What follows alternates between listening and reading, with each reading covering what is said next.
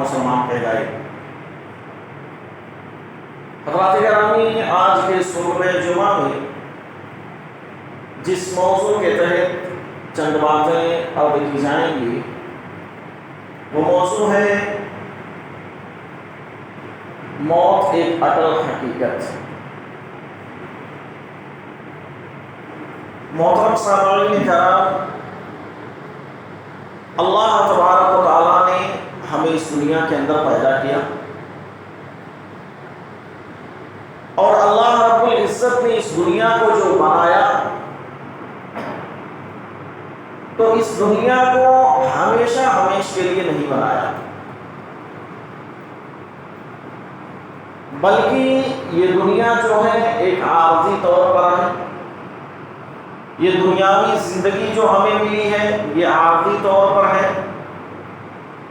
اور جتنے بھی لوگ اس دنیا کے اندر پیدا ہو رہے ہیں یا ہوں گے ان کے لیے بھی یہ دنیا جو ہے وہ عارضی ہی ہوگی۔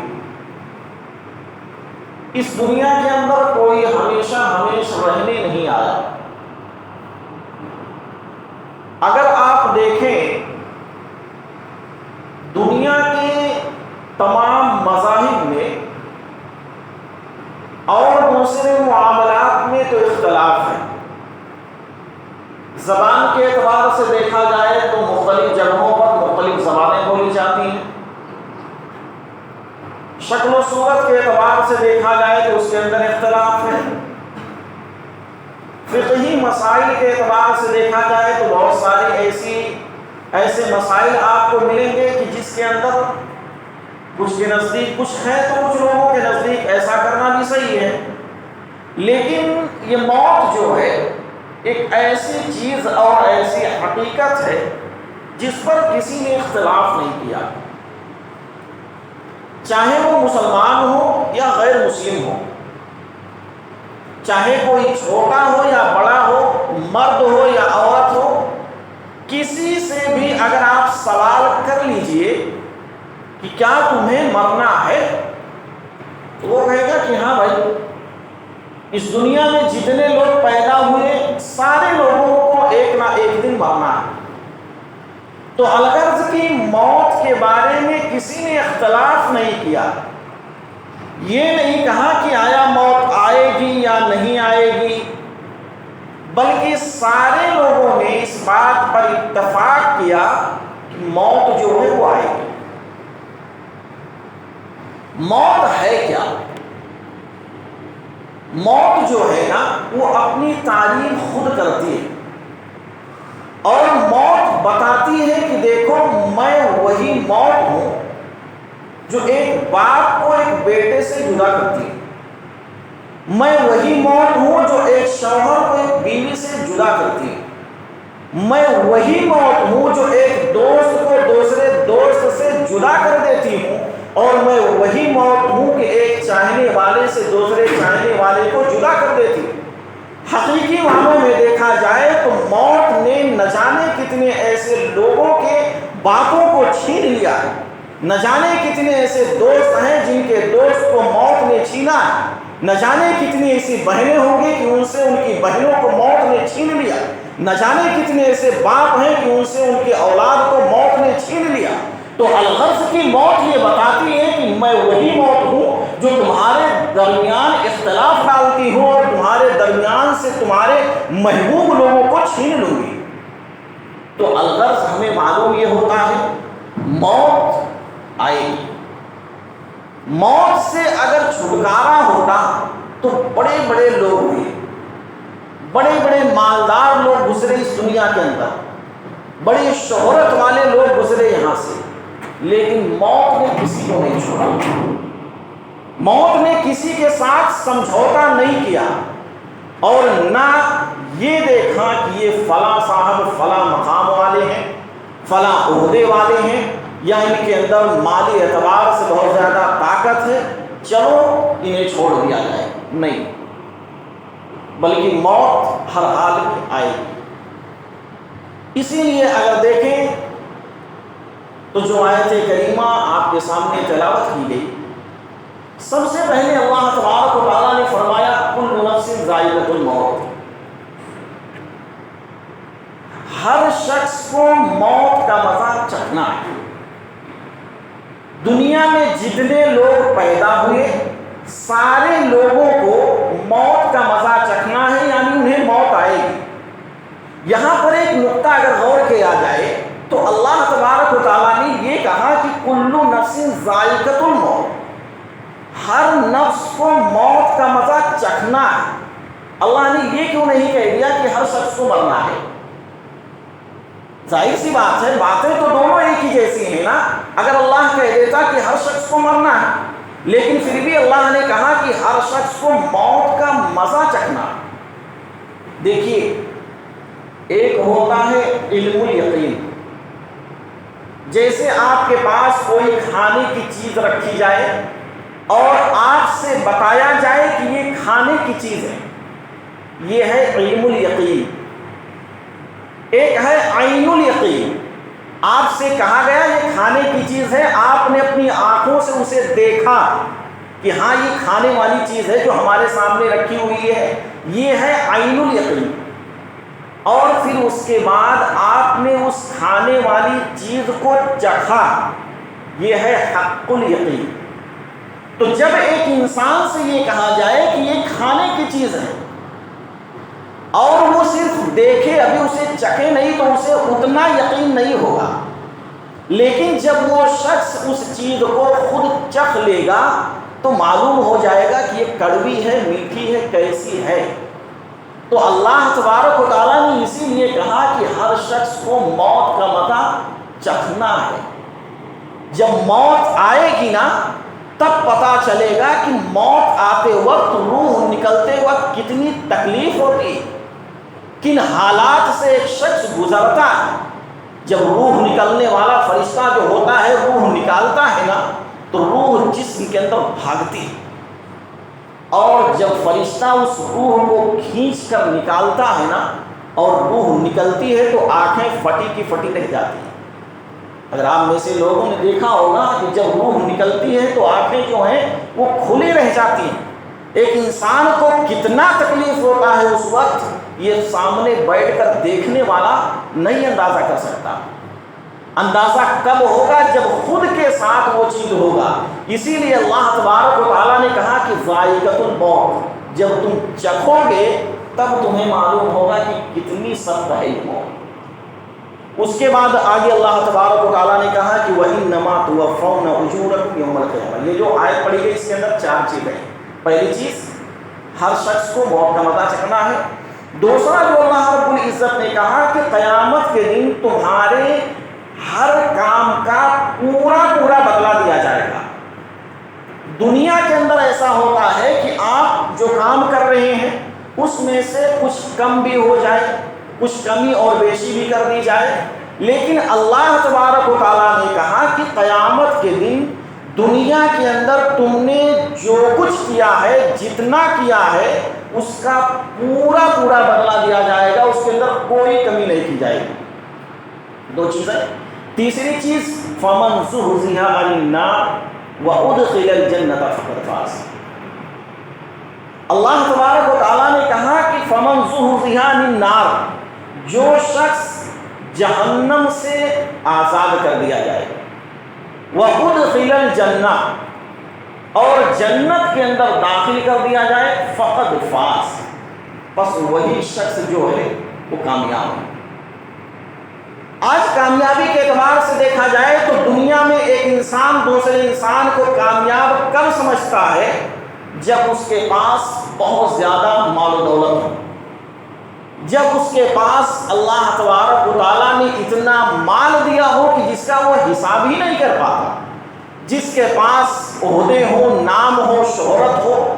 آج دنیاوی اعتبار سے ہر انسان اسی کو کامیاب انسان سمجھتا ہے، لیکن اللہ تبارک و تعالیٰ نے کہہ دیا کہ جو جہنم کے آگ سے آزاد کر دیا جائے وہ اصل کامیاب ہے۔ آج ہم دنیاوی اعتبار سے دنیا کے پیچھے کتنا بھاگتے ہیں، دنیا بنانے کے لیے کتنا اپنے آپ کو لگا دیتے ہیں، لیکن آخرت کی کامیابی کے لیے کون سا وہ بندہ ہے جو کوشش کرے؟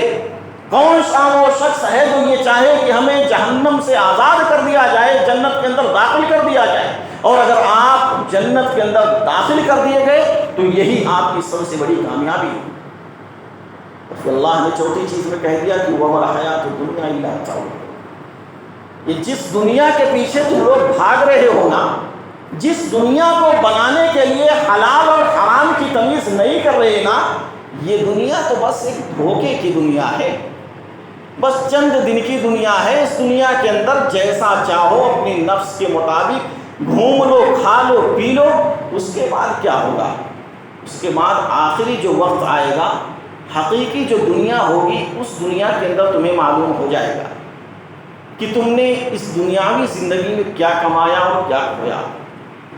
آپ اگر دیکھیے تو اس دنیا کے اندر اگر مال و دولت کے اعتبار سے، شہرت کے اعتبار سے اگر کوئی عزت والا ہوتا، بڑے بڑے لوگ اسے، آپ ایک مثال لے لیجئے فرعون کو۔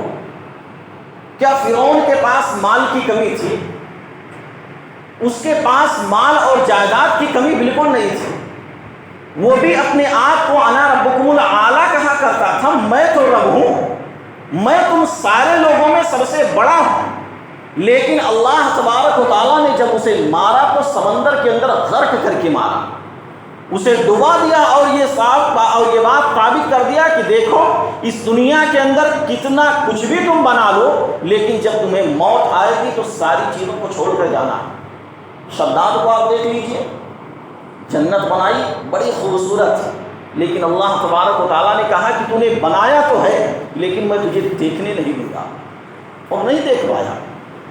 تو اس دنیا کے اندر بڑے بڑے ایسے نامور لوگ گزرے جن کو اللہ تبارک و تعالیٰ نے بہت کچھ دیا، مال و دولت کے اعتبار سے یا شہرت کے اعتبار سے، خوبصورتی کے اعتبار سے، ہر اعتبار سے انہیں چیزیں ملی، لیکن وہ سارے لوگوں کو بھی موت آئی اور وہ سارے لوگ اس دنیا کو چھوڑ کر چلے گئے۔ اسی لیے کسی عربی شاعر نے کہا تھا کہ الموت قدح کل نفس شارب، موت ایک ایسا پیالہ ہے جسے ہر شخص کو پینا ہے، والقبر باب کل نفس داخل، اور قبر جو ہے ایک ایسا دروازہ ہے جس سے ہر شخص کو داخل ہونا ہے۔ کوئی شخص یہ نہیں کہہ سکتا کہ مجھے موت نہیں آئے گی، اور کوئی یہ بات بھی نہیں کہہ سکتا کہ مجھے قبر میں نہیں جانا۔ دنیا میں اگر ایک انسان غور کر لے، تھوڑی دیر کے لیے تنہائی میں اگر اکیلے رہنا پڑے، اس انسان کے لیے بڑی مصیبتیں اور پریشانیاں لاحق ہوتی۔ ایک انسان حیران ہو جاتا، پریشان ہو جاتا ہے، لیکن کبھی وہ یہ نہیں سوچتا کہ ہمیں جب قبر میں داخل کر دیا جائے گا اس وقت ہمارا حال کیا ہوگا۔ جب قبر میں یعنی قبر جو ہے اندھیری ہوگی، وہاں پر نہ ہمارا کوئی ساتھی ہوگا، نہ ہماری کوئی مدد کرنے والا ہوگا، نہ تو اس طرح کی ہوائیں وہاں پر ملیں گی، نہ وہاں پر روشنی ہوگی۔ اس وقت کا عالم کیا ہوگا؟ کبھی سوچا، کبھی غور کیا ہے کہ قبر میں ہمارے ساتھ کیا ہوگا؟ یقین مانیے کہ قبر میں سارے لوگوں کو داخل ہونا ہے، یہ کوئی نہ سمجھے کہ ہمیں قبر میں داخل نہیں ہونا ہے یا پھر ہمیں موت نہیں آئے گی۔ اور یقین مانیے کہ اگر موت سے کسی انسان کو چھٹکارا ہوتا، کوئی بچنے والا ہوتا، تو سب سے پہلے اللہ کے نبی صلی اللہ علیہ وسلم ہوتے۔ اللہ تبارک و تعالیٰ نے فرمایا کہ وَمَا جَعَلْنَا لِبَشَرٍ مِّن قَبْلِكَ الْخُلْدَ، آپ سے پہلے جتنے لوگ تھے انہیں بھی ہم نے ہمیشگی نہیں برتی، اور جب آپ کو موت آئی تو کیا یہ لوگ اس گمان میں بیٹھے ہوئے ہیں کہ یہ لوگ ہمیشہ ہمیشہ رہیں گے؟ اگر باقی رہنے والی کوئی شخصیت، کوئی ذات ہوتی تو اللہ کے نبی صلی اللہ علیہ وسلم ہوتے، اور جب آپ صلی اللہ علیہ وسلم کو وفات ہوئی، آپ کا انتقال ہوا، تو ہم اور آپ کس کھیت کے بولے؟ ہم اور آپ کیا اپنے ذہن میں رکھ لیے ہیں کہ ہمیں مرنا نہیں ہے؟ آج ایک انسان اس دنیا کے اندر جیتا ہے جینے کے لیے۔ میں یہ کہوں گا کہ اس دنیا کے اندر جینے کے لیے نہیں بلکہ مرنے کے لیے جیو، ہم تو جینے کے لیے جیتے ہیں۔ کون یہ چاہتا ہے کہ ہمیں موت آ جائے؟ اور موت چاہے چھوٹا ہو یا بڑا ہو، مرد ہو یا عورت ہو، ہر شخص کو آ کر پکڑے گی۔ اور کون سا ایسا شخص ہے جس سے یہ کہا جائے کیا تم مرنا چاہتے ہو؟ کبھی نہیں، کبھی نہیں وہ کہے گا کہ ہاں میں مرنا چاہتا ہوں لیکن مرنا ہے۔ افسوس اس بات کا ہے کہ ہم مرنا نہیں چاہتے لیکن ہمیں مرنا ہے۔ یہ تو ہم نے کبھی سوچا، غور کیا کہ جس سے ہم بھاگ رہے ہیں اسی کی طرف ہمیں جانا ہے۔ اسی لیے ایک شاعر نے کہا تھا لو کان فی الدنیا بقاء لما مات خیر المرسلین محمد، اگر اس دنیا کے اندر کسی کے لیے بقا ہوتی، ہمیشگی اگر اس دنیا کے اندر کسی کے لیے ہوتی تو وہ اللہ کے نبی صلی اللہ علیہ وسلم ہوتے۔ ایک واقعہ سنیے حضرت موسیٰ علیہ السلام کا۔ حضرت ابو ہریرہ رضی اللہ تعالیٰ عنہ بیان کرتے ہیں کہ ارسل ملک الموت الی موسیٰ، ملک الموت کو موسیٰ علیہ السلام کے پاس بھیجا گیا اور انہوں نے جا کر کہا کہ دیکھو میں ملک الموت ہوں، تمہاری روح قبض کرنے آیا۔ اتنا سننا تھا کہ موسیٰ علیہ السلام نے اس فرشتے کو تھپڑ مارا، اور اتنا تیز تھپڑ مارا کہ اس کی ایک آنکھ جو ہے پھوٹ گئی۔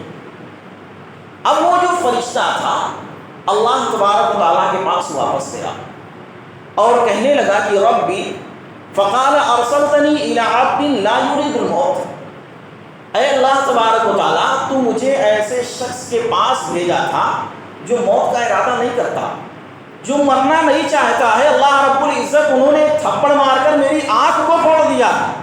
اللہ تبارک و تعالیٰ نے فرشتے کی آنکھ کو صحیح کیا اور کہا کہ جاؤ دوبارہ تم اس کے پاس جاؤ اور اس سے کہہ دو کہ وہ اپنے ہاتھ کو ایک بیل کی پیٹھ پر رکھے اور اس کے ہاتھ کے نیچے جتنے بال آئیں گے ہر بال کے بدلے اس کی زندگی میں 1 سال کا اضافہ کر دیا جائے گا۔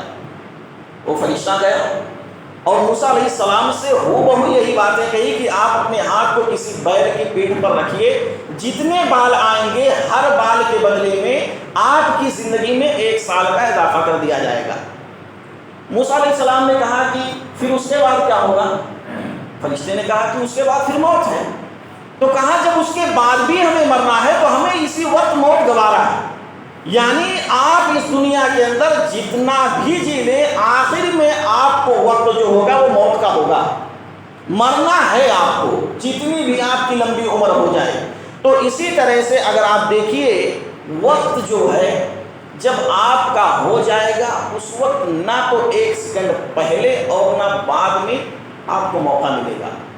اللہ تبارک و تعالیٰ نے فرمایا کہ وَلَن يُؤَخِّرَ اللَّهُ نَفْسًا إِذَا جَاءَ أَجَلُهَا وَاللَّهُ خَبِيرٌ بِمَا تَعْمَلُونَ۔ جب آپ کا وقت ہو گیا تو اللہ تبارک و تعالیٰ آپ کو مہلت نہیں دے گا۔ اس وقت لاکھ آپ چیختے رہیں چلاتے رہیں کہ اللہ مجھے تھوڑی دیر کے لیے مہلت مل جاتی تو بڑا بہتر ہوتا، لیکن نہیں، فرشتے کو جو حکم دے دیا اللہ تبارک و تعالیٰ، اللہ رب العزت کے حکم سے وہ آئے گا اور آپ کی روح جو ہے قبض کر کے چلا جائے گا۔ اسی طرح سے موت جو ہے ایک کب اور کہاں کس حال میں آ جائے کسی کو معلوم نہیں، کسی کو خبر نہیں ہے کہ آیا موت ہمیں کہاں آئے گی۔ اللہ رب العزت نے فرمایا کہ وَمَا تَدْرِي نَفْسٌ مَاذَا تَكْسِبُ غَدًا، کسی بھی شخص کو اس بات کا علم نہیں ہے کہ وہ کل کیا کرے گا، کل کیا کرنے والا ہے، یہ کسی کو معلوم نہیں۔ اور اسی طرح سے وَمَا تَدْرِي نَفْسٌ بِأَيِّ أَرْضٍ تَمُوتُ، کسی بھی شخص کو اس بات کا علم نہیں ہے کہ وہ زمین میں کہاں پر مرے گا، کہاں پر اس کا انتقال ہوگا، کسی کو معلوم نہیں۔ ایسے کتنے لوگوں کو آپ نے دیکھا ہوگا کہ وہ رہتے تھے آپ کے بیچ، ان کا سونا کھانا اٹھنا بیٹھنا ساری چیزیں آپ کے بیچ ہوا کرتی تھیں، لیکن جب ان کی موت آئی تو ایسی جگہ پر جا کر مرے کہ انہیں کفن تک نصیب نہیں ہوا۔ آج ایک انسان دنیا کے اندر جو اتنا پاگل بنا پھرتا ہے نا، وہ اگر اپنی اس دنیا کی حقیقت کو جان لے تو اور غور کر لے کہ ایک شخص جب مرتا ہے تو مرنے پر اسے جو کفن دلایا جاتا ہے اس کے اندر جیب نہیں ہوتا، کچھ لے کر نہیں جاؤ گے، جو کچھ بنایا ہے ساری چیزیں یہیں پر چھوڑ کر بہت ہوا تو آپ کے جو ورثہ ہوں گے یا اسی طرح سے آپ کے جو آل اولاد ہوں گے 2 گز کفن دے دیں گے، کپڑا دے دیں گے اگر بہت خوش نصیب ہیں تو، ورنہ کتنے ایسے لوگ ہیں جو بغیر کفن کے بھی دفن کر دیے گئے۔ اس کا مشاہدہ ہم نے اس وقت کیا ہے جب وہ بیماری پھیلی ہوئی تھی کورونا کا، اس وقت دیکھیے آپ کیسے حالات تھے۔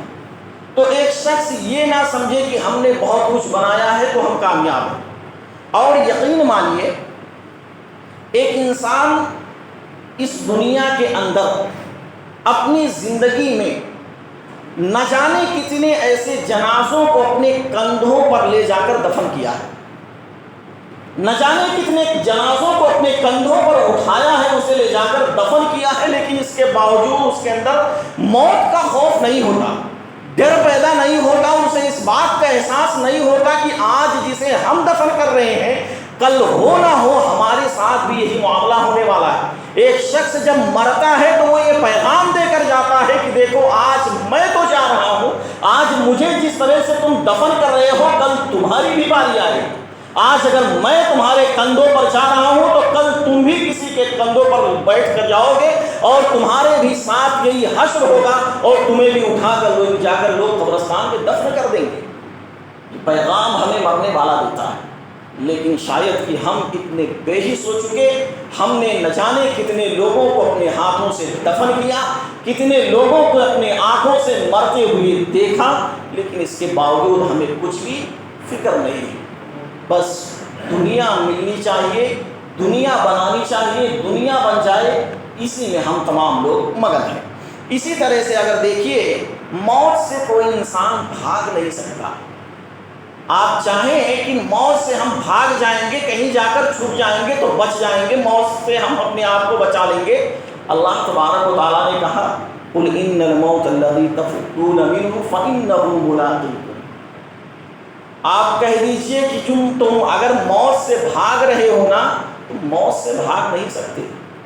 فَإِنَّهُ مُلَاقِيكُمْ، موت سے تمہیں ہر حال میں ملاقات ہوگی، موت تمہیں ہر حال میں تمہیں آ کر پکڑے گی۔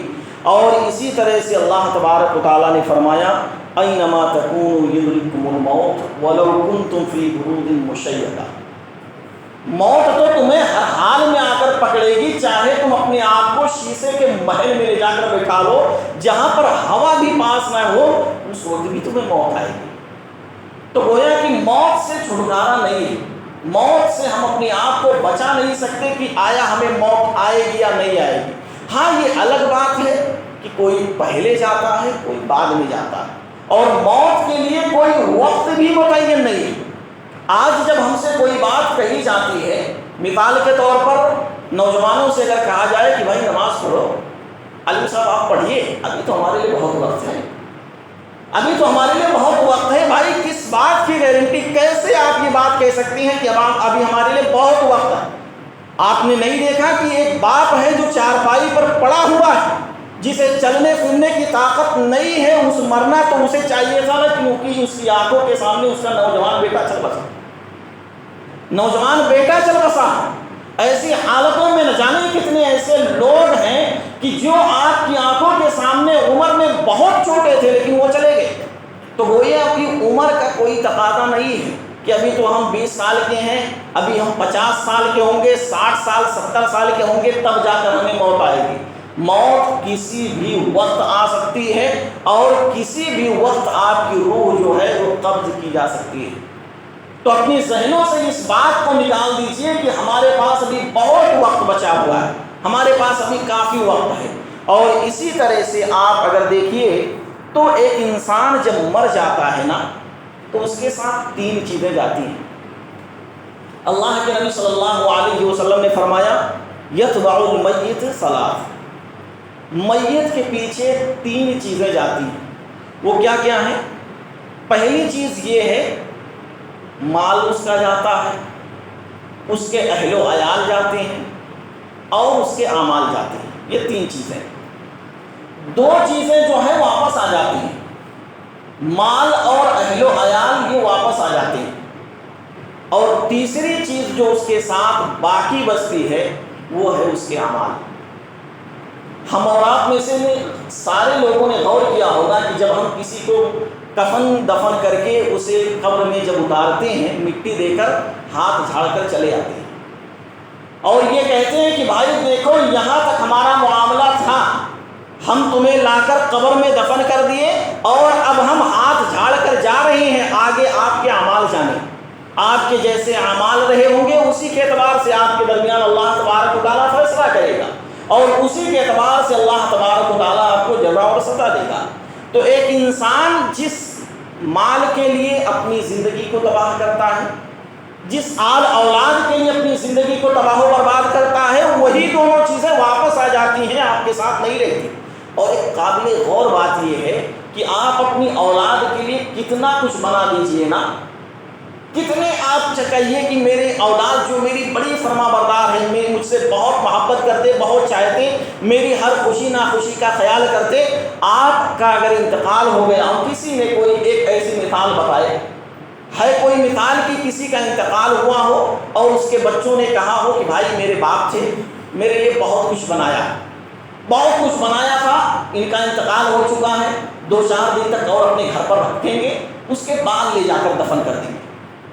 شاید کہ کوئی ایسی مثال آپ کو ملے، انتقال ہوا، آپ کے جسم سے روح نکلی، وہیں پر معاملہ ختم۔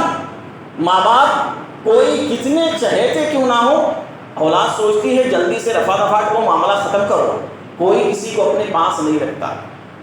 تو جب آپ کی مرنے کے بعد ایک دن آپ کی اولاد آپ کو اپنے گھر پر رکھنے کے لیے گوارا نہیں کرتی، آپ ان کے لیے اپنی زندگی کو تباہ و برباد کیوں کر رہے ہیں، اپنی زندگی کے ساتھ کیوں کھلواڑ کر رہے ہیں؟ اور یقین مانیے کہ اس زندگی نے کسی کے ساتھ وفا نہیں کیا، اس زندگی نے کسی کے ساتھ وفا نہیں کیا، ہر کسی کے ساتھ بے وفائی ہی ہوئی۔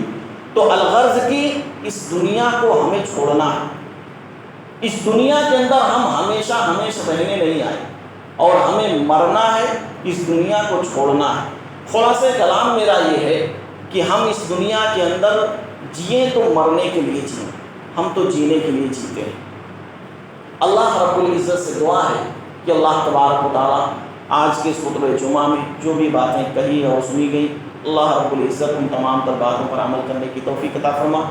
اللہ رب العزت ہم تمام لوگوں کو زیادہ سے زیادہ اچھے اعمال کرنے کی توفیق عطا فرما۔ اللہ رب العزت ہم سے جو کچھ غلطیاں کوتاہیاں ہوتی رہیں، اللہ کو ہماری غلطیوں کو معاف فرما۔ اللہ رب العزت ہمارے وہ مسلمان بھائی جو پریشان ہیں، ان کی پریشانیوں کو دور فرما۔ اللہ تبارک و تعالیٰ وہ جہاں بھی جس حال میں ہیں، اللہ تبارک و تعالیٰ انہیں خوشیاں نصیب عطا فرما۔ اللہ تبارک و تعالیٰ ہمارے وہ احباب جن کا انتقال ہو چکا، اللہ ان کے قبر کو نور سے بھر دے۔ اللہ رب العزت تو ان کے قبر کو نور سے بھر دے۔ اللہ تبارک و تعالیٰ جب تک ہم دنیا میں زندہ رہیں، ایمان اور اسلام پر زندہ رہیں، اور ہمارا خاتمہ ہو تو خاتمہ بالخیر ہو۔ آمین وآخر دعوانا الحمدللہ رب العالمین۔